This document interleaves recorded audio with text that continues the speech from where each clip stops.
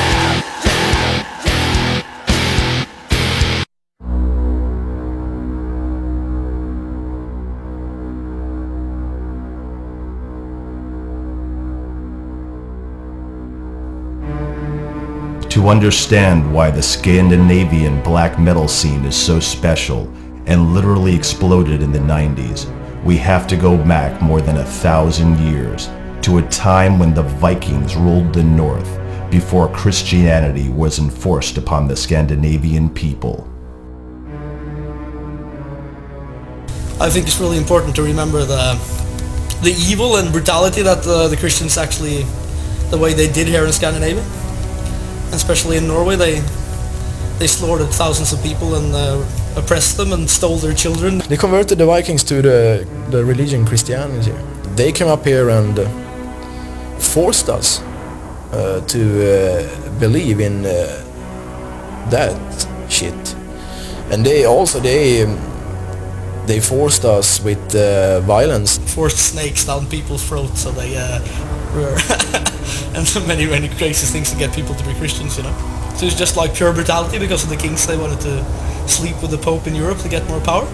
So then they enforced the Christianity on the normal people up here, you know. We have a great history and our mythology. But we are not Christians from the start. And Thor and Odin is great gods. And it's much great in the history. If you read about it, it's very black metal. They were more personal in the way that they had contact. When it comes to to put it into black metal, it has something to do with the nature, your blood, the feeling around you. I think it's special in Scandinavia, especially in Norway, because it's really, you have the dark. It's forest, it's water, it's hard, you know, and you get you really feel it in your body when you're in contact with it. If you do it the right way, you have to put your hands in the ground and feel the nature where you come from. And then when you read Northern mythology, you really god damn, you know, those people, they weren't so bad. They had a really good idea about what respect is, honor, especially self-respect. Everybody think they were just running around killing and raping and being fucking idiots all the time, but they did that when it was necessary. Of course, they would pillage some monks and blah blah blah and stuff like that. But they when it came to like the normal people, they were like, if you respect me, I will respect you. If you don't respect me, I don't respect you. Of what life is. But to explain it is like, it's massive, you know, and it takes really long time. But that's why I think it has something to do with, especially for me personally in black metal. It's they're so more personal gods. And of course you don't believe in them in the sense, but you believe in the spirit of them, you know, like the heritage of them. I don't walk around and believe anything because I'm atheist to the bone. But I see things sometimes that I like, and it gives me a good vibe, you know, vibration and feeling. The Vikings were seafaring traders, warriors, and pirates who raided and colonized wide areas of Europe from the 9th to the 11th century. They were known for being brutal on their crusades. The Viking mythology was based on their own beliefs, their own gods like Thor, the god of thunder, and Odin, the warrior god. I don't know if you say the same thing in English, but in Norway we call it polytheistic or poly, which means many gods. You have like Jehovah and crap from the Jews, it's like mono. So you have one god that controls absolutely everything. But when it comes to like northern mythology, I think a lot of us feel more... It fits like the Scandinavian people better, I think. Heathen mythology is a big part of black metal. So are the symbols. The early days of black metal mainly consisted of upside-down crosses, goats' heads, and pentagrams. White witches, so to speak, they have it where the point is turning up to eternity, heaven, whatever. This one turns down to me. I am eternity. I am my own god. So that's what it represents for me. And the other ones are east, west, north, south. But the main thing is that instead of pointing up, you're supposed to turn to heaven and pray to the god. It points to me. Today we see more and more symbols from the Viking and heathen era, like the hammer of Thor. It's really a symbol of a forgotten past, you know, like the Norwegian who walks in the street, you know, like they know as much as, you know, like they know nothing, you know, and these symbols are often, I think, when you go with these, you know, like people are, oh, Nazi fuck, and you know, like Hitler and all those guys use this stuff for that, you know, like for the power, and yeah, but I don't care, you know, it wasn't theirs in the first place, so people must see behind that, you know, like it was there 1,000 years before that, so I can't really stand for what the fucking guy did 60 years ago, you know, like he doesn't own these symbols, and so for me it stands for power and nothing else, and history. So I don't, because of course I don't believe in there's a god up in the sky who cracks his hammer and it's, you know, it's not that.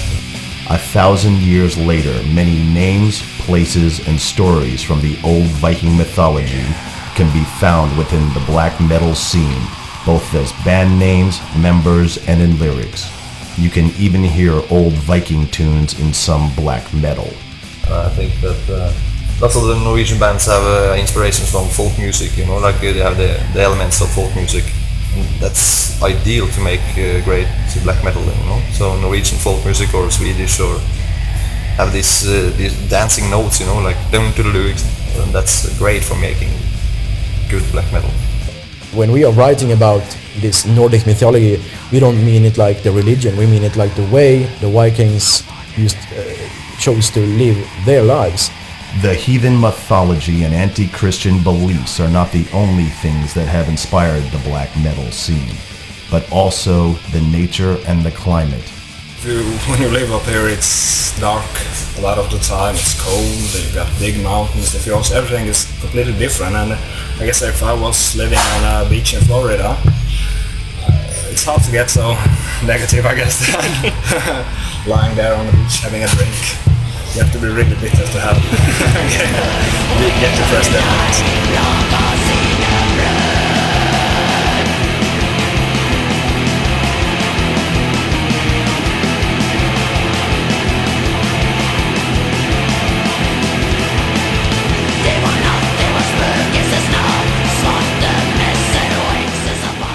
It influences you.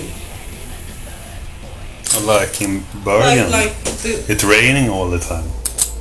Of course, can be happy all the time. It's raining all Like the in some day, California. like every day, Then here in Sweden we have, like she said, we have 3 months with summer. The rest of the year we have winter or fall. Or Coldness, darkness. I think that affects us. Yeah. it fits, or it sounds like black metal, The Nordic climate is very dark and it's cold, and that's a part of our music too. It's important also to see more like the Scandinavian metal as a whole that differs more from like American black metal or German black metal and of those bands again. I think that there's a lot of comparison, even if there's something different between Swedish and Norwegian and maybe Finnish bands, but they have more in common than a lot of like American black metal bands.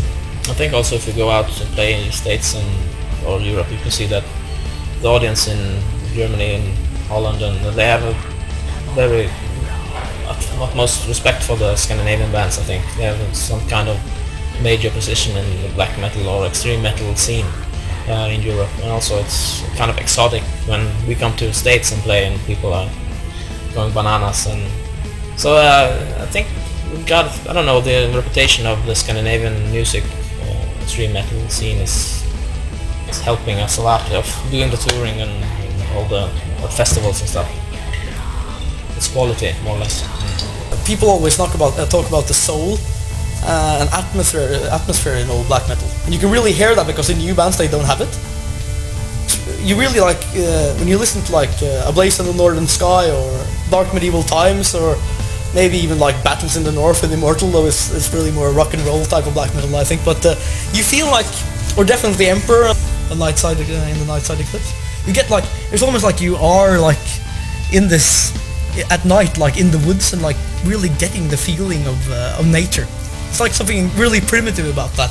So I think like it's, if you take you have Northern mythology, you had the Satanism, you had the getting away from the masses of the world, like everybody follows a flock, they're in the sheepfold, they go to work, they drive the car, they're standing in queue, like, they pay their taxes, and then when you're like 66, you are supposed to, like, then you can rest, now you can die. So you wanted to get away from that, the whole fucking thing with social democracy, where everybody's the same and everybody loves each other all the time. And you went like into the forest, you had to leave, so you went like into the thing where like, where do I come from, what am I? And then you really, that's why people don't make good black metal anymore like they did in the old days. They don't have like the really primitive type of, it's really special, it's like a philosophy that I can't explain. The Viking era and their heathen mythology ended when Christianity was forced upon the Scandinavian people back in the 11th century. 1,000 years later, the heathen gods would return in a new shape to get their revenge on Christianity.